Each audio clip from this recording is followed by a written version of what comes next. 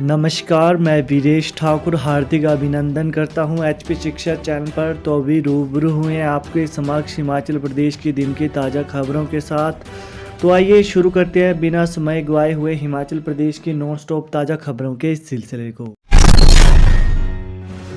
आज कई भागों में बारिश बर्फबारी के आसार। 10 फरवरी से प्रदेश में मौसम साफ। हिमाचल प्रदेश के कुछ भागों में आज बारिश बर्फबारी के आसार हैं। मौसम विभाग केंद्र शिमला ने मध्य व उच्च पर्वतीय कई भागों में बारिश बर्फबारी की संभावना जताई है।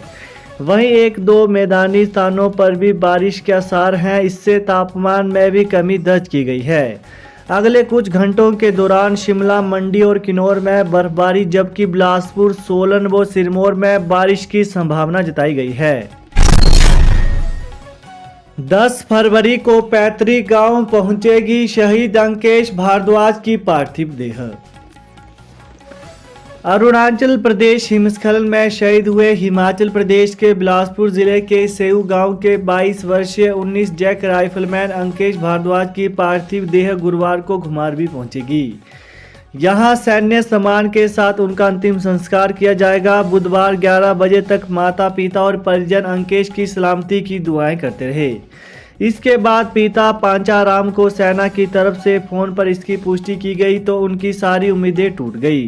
पूरा माहौल गमगीन हो गया। बेटे की शहादत की खबर सुनकर पिता पांचाराम भीतर से एकदम टूट गए और माता कश्मीरी देवी पत्थर बन गई।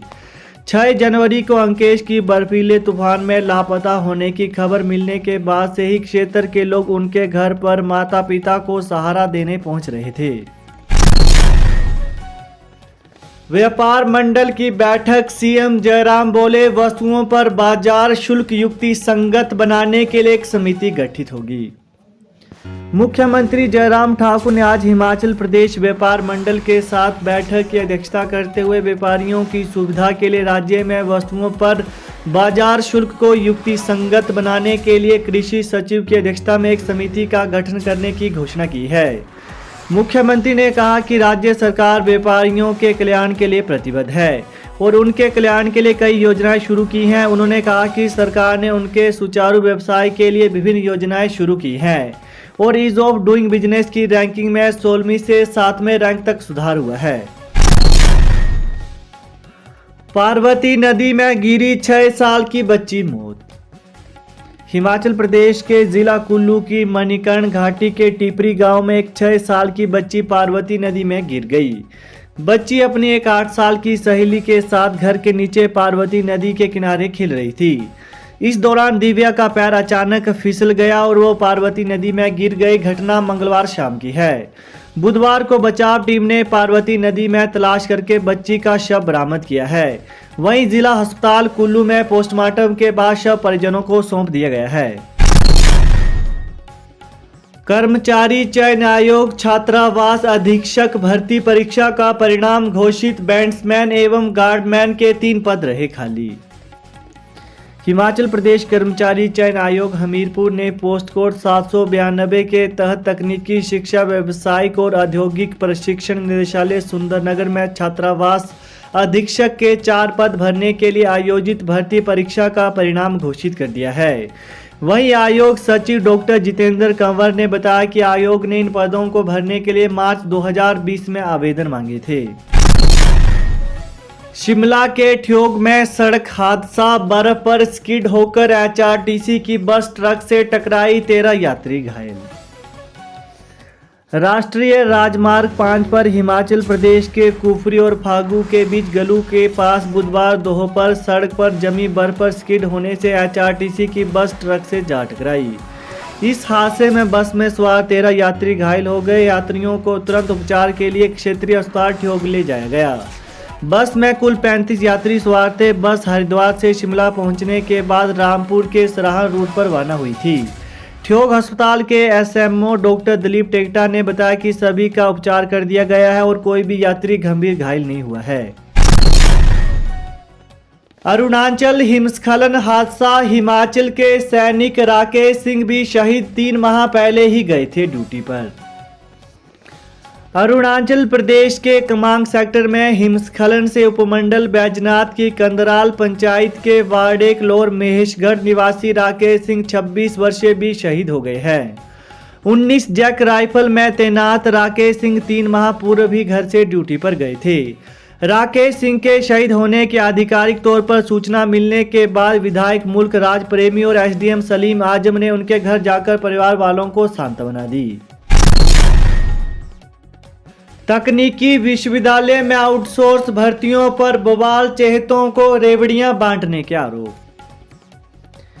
एक तरफ जहां सरकार आउटसोर्स में लगे कर्मचारियों के लिए नीति बनाने की बात कर रही है, वहीं प्रदेश में कई जगह आउटसोर्स के तहत ही भर्तियां भी की जा रही हैं। ताजा मामले में तकनीकी विश्वविद्यालय में नई नियुक्तियों को लेकर मचे बवाल के बीच अधिकारी के बेटे की तैनाती पर अब तलवार लटक गई है। वहीं बताया जा रहा है कि अधिकारी के बेटे की नियुक्ति को विश्वविद्यालय प्रशासन कंसीडर नहीं करेगा। हालांकि यह बात भी निकलकर सामने आ रही है कि उक्त अधिकारी के बेटे ज्वाइनिंग देने से इनकार कर दिया है। एचआरटीसी पेंशनरों को सरकार को सीधी चेतावनी, 19 तक मांगे नहीं मानी तो होगा कुछ ऐसा। एक और देश के पीएम नरेंद्र मोदी वरिष्ठ नागरिकों के सम्मान की बात कर रहे हैं, तो वहीं हिमाचल के मुखिया जयराम ठाकुर वरिष्ठ नागरिकों को दर दर की ठोकरें खाने के लिए मजबूर कर रहे हैं। यह आरोप हिमाचल परिवहन सेवानिवृत्त कर्मचारी कल्याण मंच ने बुधवार को मंडी में आयोजित मासिक बैठक के दौरान लगाए हैं। कल्याण मंच का कहना है कि सेवानिवृत्त कर्मचारी अपनी मांगों को लेकर 17 बार हिमाचल प्रदेश के सीएम जयराम ठाकुर से मिल चुके हैं और बीते 4.5 वर्षों से सीएम जयराम ने उन्हें आश्वासन ही दिया है। सरकार की अनदेखी से नाराज सेवानिवृत्त कर्मचारियों ने अब प्रदेश सरकार के खिलाफ संघर्ष का रास्ता अख्तियार करने का मन बना लिया है। कैबिनेट फैसला, हिमाचल में ठेकेदारों को जारी होगा बकाया भुगतान, आगे भी नहीं रुकेगा पैसा, हड़ताल खत्म। हिमाचल प्रदेश कैबिनेट ने हड़ताल पर चल रहे ठेकेदारों की मांगे मान ली हैं।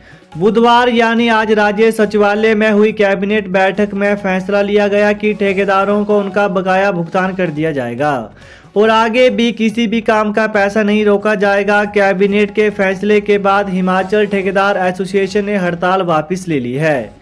कैबिनेट ने यह भी फैसला लिया है कि ठेकेदारों के जीएसटी भुगतान की प्रतिपूर्ति का मामला भी केंद्र सरकार के समक्ष उठाया जाएगा। वहीं प्रदेश गौण खनिज रियायत और खनिज के अवैध खनन, उसके परिवहन एवं भंडारण के निवारण नियम 2015 में संशोधन को भी कैबिनेट ने मंजूरी दी है। हिमाचल कैबिनेट डिसीजन, रात्रि कर्फ्यू हटाने का फैसला, शादियों समेत अन्य समारोहों के लिए शर्तों में दी ढील, खनिज नियमों में संशोधन की मंजूरी। हिमाचल प्रदेश कैबिनेट की बैठक बुधवार यानी आज सुबह मुख्यमंत्री जयराम ठाकुर की अध्यक्षता में आयोजित की गई है।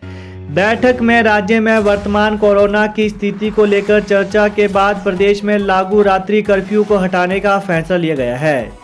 इसके अलावा प्रदेश में कोरोना के मामले बढ़ने के बाद बीते 5 जनवरी से पूरे प्रदेश में रात 10 बजे से सुबह 5 बजे तक रात्रि कर्फ्यू लागू किया गया था। अब कोरोना के मामलों में कमी आने के बाद इसे हटाने का फैसला लिया गया है।